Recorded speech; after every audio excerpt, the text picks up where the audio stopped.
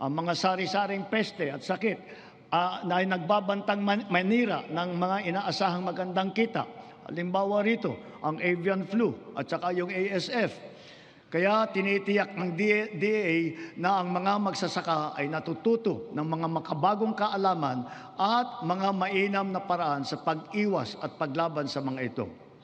Gayunpaman, ang insurance ay nagsisilbing mabisang panangga laban sa pagkalugi dala ng pagkawala o pagkasira sa hindi inaasahang pangyayari.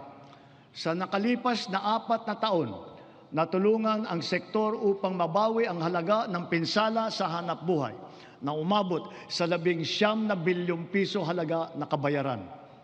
Ang crop insurance ngayon ay hindi limitado sa mga pananim. Kasama sa saklaw nito ang mga alagang hayop, palaisdaan, mga gamit at pasilidad, pati sasakyan na pang-agrikultura. Meron ding life insurance para sa mismong magsasaka at mangingisda.